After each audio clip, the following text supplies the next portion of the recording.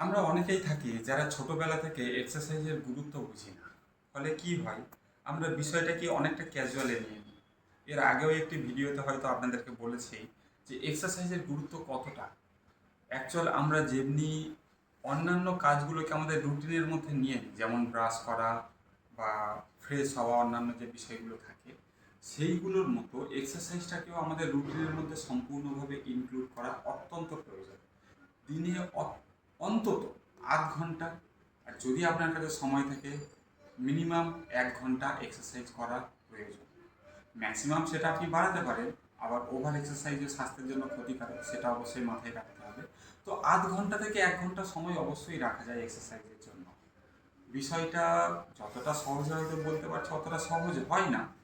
তো যাই হোক, এই সমস্ত অসুবিধা থাকার কারণে আমরা বিষয়টিকে স্কিপ করতে থাকি, এবং একটা সময় পরে যখন আমরা শারীরিকভাবে অসুস্থতা বোধ করি বা আমাদের কোনো রকম অর্গান ফেলিওর বা আরও অন্যান্য প্রবলেম আস্তে আস্তে আসতে শুরু করে, তখন কি আমরা ফিজিওথেরাপিস্ট বা অন্যান্য ডাক্তারের সাজেশানে এক্সারসাইজ শুরু করি।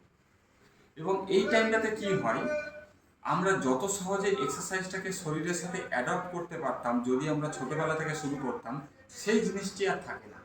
তখন আমাদের অনেক বিষয়, মানে এক্সারসাইজের অনেকগুলো ধাপ পিছিয়ে যেতে হয়। তখন কি হয়, আমরা একদম প্রাইমারি লেভেল থেকে শুরু করতে হয়, এবং এই প্রাইমারি লেভেল থেকে শুরু করতে পারা সত্যি অনেকের জন্য একটু কঠিন হয়ে যায়।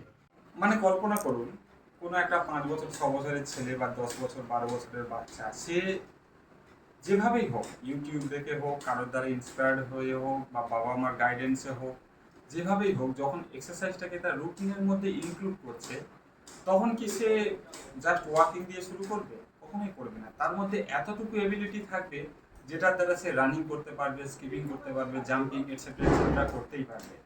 কিন্তু ওই একই কাজটি যদি একজন 40 45 বা 50 বছর বয়সে গিয়ে শুরু করতে চায়, তাদের ক্ষেত্রে দেখবেন, খেয়াল করে, রানিংটা প্রায় ইম্পসিবল হয়ে যায়।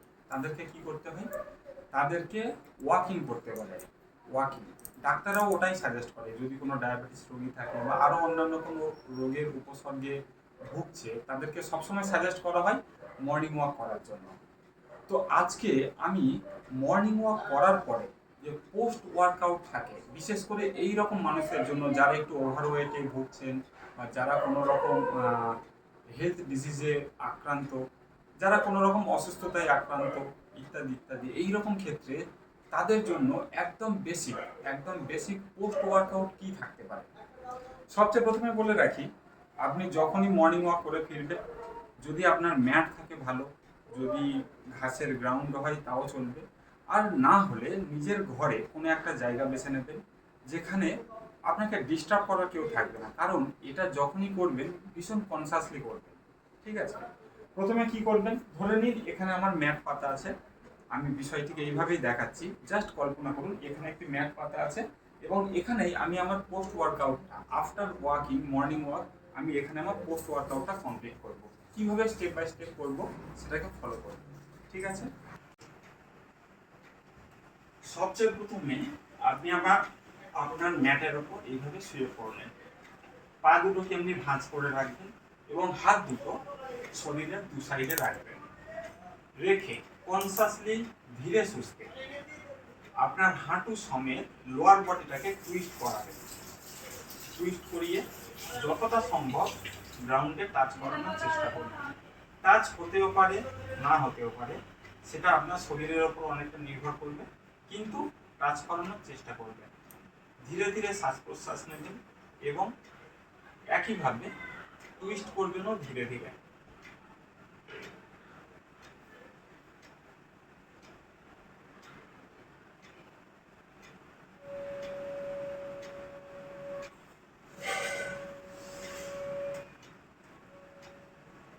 মনে রাখবেন, হাত দুটো আপনার কিন্তু গ্রাউন্ডে থাকবে। গ্রাউন্ড থেকে হাত দুটোকে তুলবেন না, লোয়ার বডিটাকে টুইস্ট করাবেন। ওকে, এইভাবে 30 থেকে 45 সেকেন্ড করার পরে ডান পা অথবা বাম পা সেটিকে আপনার বুকের সাথে টাচ করাবেন। অবশ্যই ধীরে সুস্থে শ্বাস প্রশ্বাস নেবেন, এইভাবে টাচ করাবেন। যতটি সম্ভব, যতটা আপনার বুকে গিয়ে টাচ হবে ততটাই টাচ করাবেন। যদি দেখেন এটাতে আপনি কমফোর্টেবল, তাহলে আর এক কাজ করবেন, বাম পাটাকে মাটির সাথে প্যারালাল করে শুইয়ে দেবেন। ঠিক আছে, এইভাবে 30 থেকে 35 সেকেন্ড বা 45 সেকেন্ড টাচ করিয়ে রাখবেন। ধীরে ধীরে শ্বাস প্রশ্বাস নেবেন। একইভাবে পা চেঞ্জ করবেন, বাম পা দিয়ে বুকের সাথে টাচ করাবেন। যদি কমফোর্টেবল ফিল করেন, আস্তে আস্তে ডান পাটাকে মাটির সাথে স্ট্রেচ করে দেবেন। সবচেয়ে ভালো হয় যদি হাঁটু না বেন্ড করে এটি সহজেই করতে পারেন। এটিও একইভাবে 35 থেকে 45 সেকেন্ড এইভাবে ধরে থাকবে।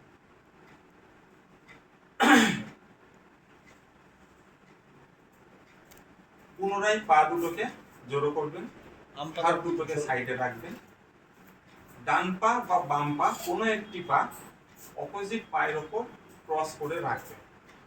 যদি আমি ডান পাটা বাম পায়ের ওপর ক্রস করে রাখি, ডান পা দিয়ে বাম পাটাকে টুইস্ট করিয়ে শরীরটাকে গ্রাউন্ডে আনার চেষ্টা করবেন। শরীর বলতে লোয়ার বডিটাকে 30 থেকে 45 সেকেন্ড ধরে রাখবেন। ধীরে ধীরে শ্বাস প্রশ্বাস নেবেন। শরীরের ওপর কোনো প্রকার জোর দেবেন না, খেয়াল রাখবেন হাত দুটি যেন গ্রাউন্ডে থাকে। আবার একইভাবে আগের পজিশনে চলে এসে বাম পা দিয়ে ডান পাটাকে ক্রস করে ধরবেন এবং সেই বাম পায়ের সাহায্যে ডান পাটিকে অপোজিট সাইডে টাচ করার চেষ্টা করবেন গ্রাউন্ডে।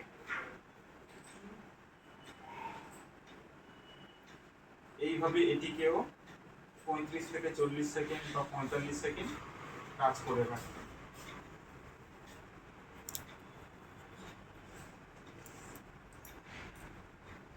আবার পুনরায় আগের পজিশনে ফিরে আসবেন। এবারে খেয়াল করুন, যেটা দিয়ে শুরু করেছিলাম, ডান পাটা নিয়ে গিয়ে বুকে টাচ করেছিলাম, মনে আছে? এবারে একইভাবে টাচ করাবেন, কিন্তু পাটাকে খোলা রেখে যতটা পারবেন পাটাকে মাথার দিকে নিয়ে আসার চেষ্টা করবেন, নিয়ে এসে বুকে টাচ করবেন। যদি আপনার সম্পূর্ণভাবে নিয়ে আসতে পারেন তো আরো ভালো, আর না হলে পাটাকে এমনি বেন্ড রেখে বুকের সাথে টাচ করানোর চেষ্টা করবেন। আর কমফোর্টেবল থাকলে বাম পাটাকে মাটির সাথে মিশিয়ে দেবেন। যদি আপনার মনে হয় হাত দিয়ে ধরে রাখতে অসুবিধা হচ্ছে, এখানে আরো একটি কাজ করতে পারেন। আপনার ওড়না বা যদি কোনো স্কার্ফ জাতীয় কিছু থাকে, সেটি দিয়ে পায়ের টোয়ের ওপর রেখে পাটাকে স্ট্রেট রেখে যতটা সম্ভব সেটিকে মাথার দিকে নিয়ে আসার চেষ্টা করবে। নিয়ে এসে ধরে থাকবে, আস্তে আস্তে ছেড়ে দেবেন। পুনরায় আগের পজিশনে পা রেখে একইভাবে বাম পাটিকেও বুকে এনে টাচ করবে। সরি, এখানে একটু ভুল হয়েছে। বাম পাটিকে খোলা রেখে বুকের কাছে টাচ করবে এবং যদি কমফোর্টেবল থাকেন পুনরায় ডান পাটিকে মাটির সাথে প্যারালালি মিশিয়ে দেবেন। যদি আরো এফেক্টিভলি বিষয়টিকে করতে চান, অবশ্যই কোনো স্কার্ফ বা ওড়না যা কিছুই হোক দিয়ে টোটিকে ধরে আস্তে আস্তে পিছনে নিয়ে আসার চেষ্টা করবেন যতটা সম্ভব। ওকে, আস্তে আস্তে ছেড়ে দেবেন। পুনরায় আগের পজিশনে চলে আসুন। পরের ধাপে জাস্ট শবাসন পজিশনে চলে আসবেন। এসে ডান পাটিকে ঠিক বাবু হয়ে বসলে যেমন ভাবে বসা হয় সেইভাবে উপরে তুলে নেবেন। নিয়ে দুটো হাত দিয়ে যতটা সম্ভব টুইস্ট করার চেষ্টা করবেন। মানে আপনার হাঁটুটি সেম পজিশনে থাকবে, কিন্তু টোটাকে যতটা সম্ভব টুইস্ট করার চেষ্টা করবেন। এমনি করে ধরবেন। এমনি করে 30 থেকে 45 সেকেন্ড ধরার পরে পাটিকে ধীরে ধীরে মাটির সাথে প্যারালাল করবেন। দিয়ে আবার 30 থেকে 45 সেকেন্ড এইভাবে ধরে থাকবেন। দ্বিতীয়বারে একই ক্ষেত্রে বাম পাটাকে একইভাবে তুলবেন, যেমনভাবে ডান পায়ের ক্ষেত্রে দেখিয়েছি। বাম পায়ের টোটাকে দু হাত দিয়ে ধরবেন, ধরে যতটা সম্ভব আপনার কোমরের কাছাকাছি আনার চেষ্টা করবেন। ঠিক আছে, এমনভাবে কিছুক্ষণ ধরে থাকবেন। ধরে থেকে ধীরে ধীরে হাঁটুটাকে আবার গ্রাউন্ডের সাথে প্যারালালি নিয়ে যাওয়ার চেষ্টা করবেন। এমনি করে এমন অবস্থায় পুনরায় 35 থেকে 45 সেকেন্ড ধরে রাখবেন। ধরে রেখে আগের অবস্থাতে ফিরে যাবেন।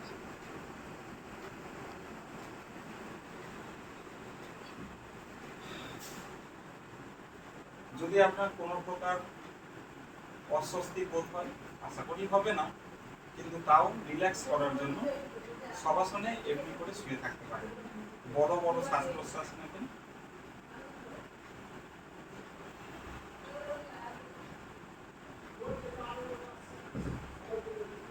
পরবর্তী পদক্ষেপে শরীরটাকে কোনো একটি সাইড করে নেবেন। ধরে নিন আমি ডান সাইড হলো, ডান হাতটাকে মাথার নিচে রেখে দেবেন। রেখে দিয়ে ওপরের পাটা মানে বাম পাটাকে বাম হাত দিয়ে ধরে নেবেন। ওটিকে ধরে নিয়ে সেই অবস্থায় আস্তে আস্তে পিছনের দিকে টানতে থাকবেন। খেয়াল রাখবেন পাটা যেন এমনি উপরের দিকে না উঠে যায়। যতটা সম্ভব গ্রাউন্ডের সাথে প্যারালালি এইভাবে পিছনে টানতে থাকবেন। এমন অবস্থাতে 35 থেকে 45 সেকেন্ড ধরে রাখবেন। আবার একইভাবে অপোজিট সাইড হয়ে মানে বাম সাইড হয়ে গেলেন। বাম হাতটাকে মাথার নিচে রাখবেন। রেখে ডান পাটিকে ডান হাত দিয়ে পুনরায় ঘুরে নেবেন। ঘুরে নিয়ে একইভাবে পিছনের দিকে টানতে থাকবেন। একই রকম খেয়াল রাখবেন পা যেন ওপরের দিকে না উঠে যায়। পরের ধাপে হাত দুটোকে পুনরায় সাইডে রাখবেন। ডান পা অথবা বাম পা কোনো একটিতে গুটিয়ে নেবেন। পায়ের টোটি হাঁটুর কাছাকাছি থাকবে, সেটি খেয়াল রাখবেন। এবারে যে পাটিকে আপনি গুটিয়ে নিয়েছেন তার অপোজিট হাত দিয়ে সেই পায়ের হাঁটুটিকে ধরবেন। ধরে শরীরটিকে টুইস্ট করাবেন।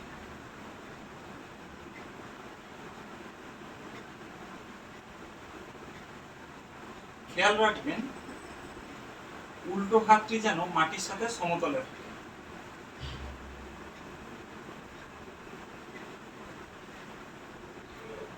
এইভাবে কিছুক্ষণ ধরে রাখার পর পা এবং হাত উভয় চেঞ্জ করে নেবেন।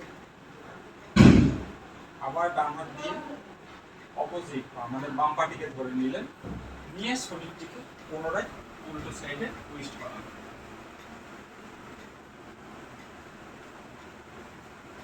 এখানেও খেয়াল রাখবেন বাম হাতটি যেন মাটির সাথে সমতলে থাকে।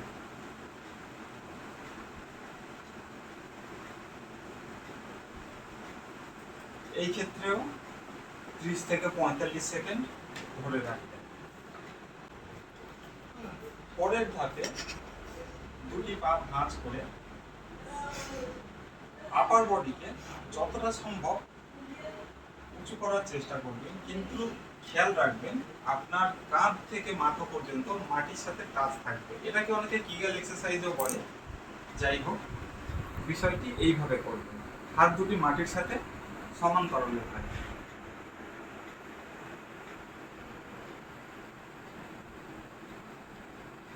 শ্বাস প্রশ্বাস স্বাভাবিক থাকবে।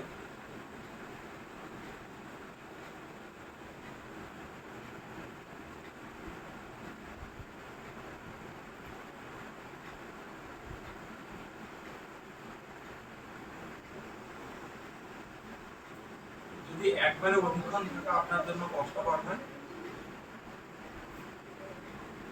শরীরটাকে সমান্তরালে নিয়ে এসে পুনরায় দ্বিতীয়বার চেষ্টা করবেন। অবশ্যই মাঝখানে একটা গ্যাপ রাখবেন 15 থেকে 30 সেকেন্ডের।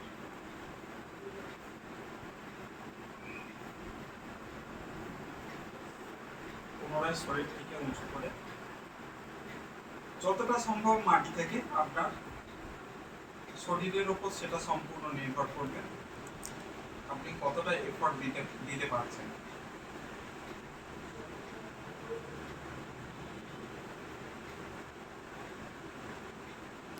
শ্বাস প্রশ্বাস স্বাভাবিক রাখবেন।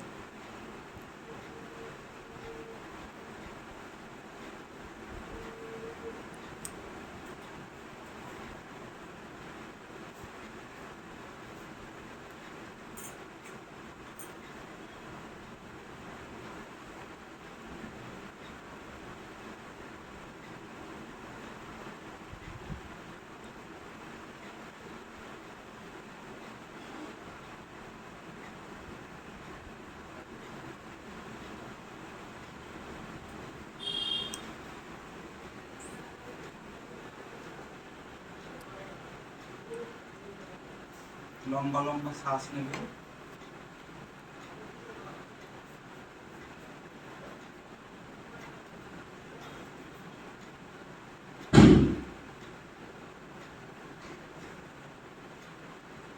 পরের ধাপে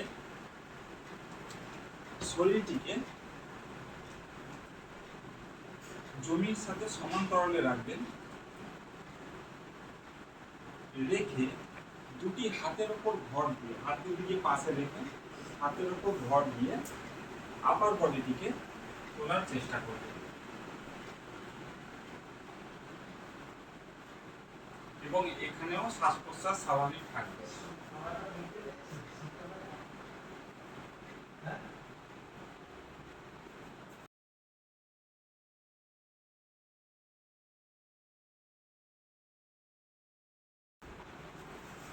যদি একবারে আপনার জন্য না সম্ভব হয়,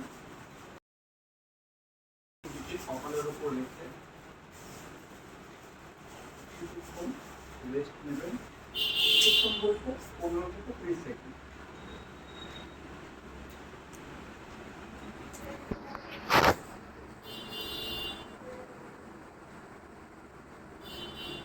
পুনরায় হাত দুটিকে সামনে রেখে আবার আপার বডিকে উপরের দিকে তোলার চেষ্টা করবেন।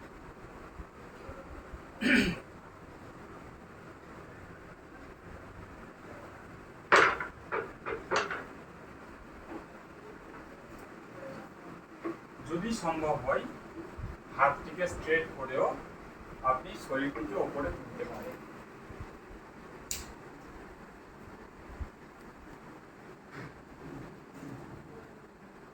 শ্বাস প্রশ্বাস স্বাভাবিক রাখবেন। মনে রাখবেন কাঁধ দুটো যেন না একত্রিত হয়, কাঁধ দুটোকেও সমানভাবে নিজের জায়গাতে রাখবেন। এমনিভাবে 30 থেকে 45 সেকেন্ড ধরে রাখার পর পুনরায় শরীরটিকে মাটির সাথে সমান্তরালে নিয়ে আসবেন। হাত দুটিকে কপালে রেখে রেস্ট করবেন। অনেক আমার সাথে মেয়ে চলো আমি তো বের করি ঠাকুমার কাছে মনে হয় ঠিক পরবর্তী ধাপে পুনরায় চিত হয়ে শোবেন। পা দুটিকে ধীরে ধীরে ওপরে তুলবেন এবং হাত দুটি দিয়ে আপনার টো দুটিকে সমানভাবে ধরবেন। এই অবস্থাতে হাত দুটি দিয়ে টো দুটিকে আপনার বুকের কাছে নিয়ে আসার চেষ্টা করবেন। দেখবেন আপনার হাঁটু দুটি নিজে থেকেই মাটিতে গিয়ে টাচ হবে। অনেকের ক্ষেত্রে টাচ নাও হতে পারে, কিন্তু যতটা সম্ভব হাঁটুটা মাটির কাছে নিয়ে আসার চেষ্টা করবেন। এক্ষেত্রে হাত দিয়ে জোর দিতে হবে এবং আপনার হিপসের ওপর একটু প্রেসার আসবে, কিন্তু শ্বাস প্রশ্বাস সম্পূর্ণ স্বাভাবিক রাখবেন।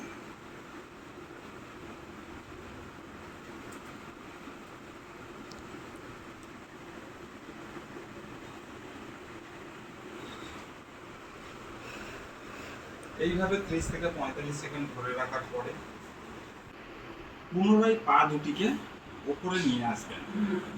নিয়ে এসে কলসি আকৃতির শেপে নিয়ে গিয়ে দুটি হাত দিয়ে পায়ের টো দুটি ধরে বরাবর নিচে নামানোর চেষ্টা করবেন এবং এটি ছাড় ছাড়বার।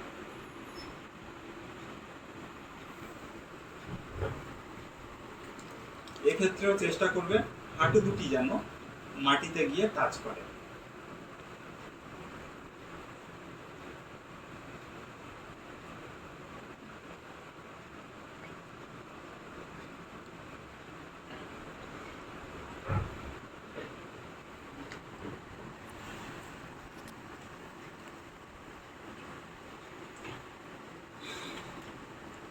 যখন আপনার সম্পূর্ণ হবে, রিল্যাক্স, জাস্ট রিল্যাক্স। 30 থেকে 40 সেকেন্ড বা 1 মিনিট সম্পূর্ণ নিজের উপর কনসেন্ট্রেট করবেন, নিজের শ্বাস প্রশ্বাসের উপর কনসেন্ট্রেট করবেন। যতটা পারবেন ধীরে ধীরে শ্বাস নেবেন, ধীরে ধীরে শ্বাস ছাড়বেন।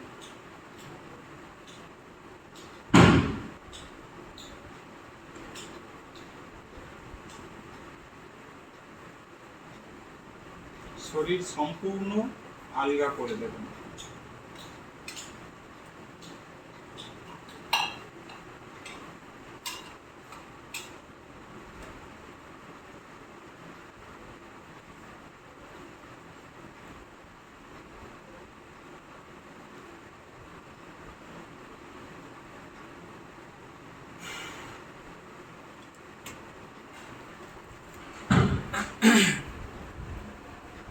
তো এটি হয়ে গেল ওয়াক পরবর্তী, মানে পোস্ট ওয়াক, মর্নিং ওয়াকের পরে যে এক্সারসাইজ করা হয়, এটি হয়ে গেল তার সম্পূর্ণ একটা রুটিন। তো এটা করতে হয়তো আপনার বড় জোর 20 থেকে 25 মিনিট সময় লাগবে বা তারও কম লাগতে পারে, কিন্তু এটা ভীষণ এফেক্টিভ একটি এক্সারসাইজ। একটি বলবো না, এটি অনেকগুলো এক্সারসাইজের সংমিশ্রণ এবং এটি আপনার শুধুমাত্র শারীরিক নয়, মেন্টাল হেলথের জন্য অত্যন্ত কার্যকর। আশা করি আপনাদেরকে ভালো লাগলো। সবাই ভালো থাকবেন, সুস্থ থাকবেন।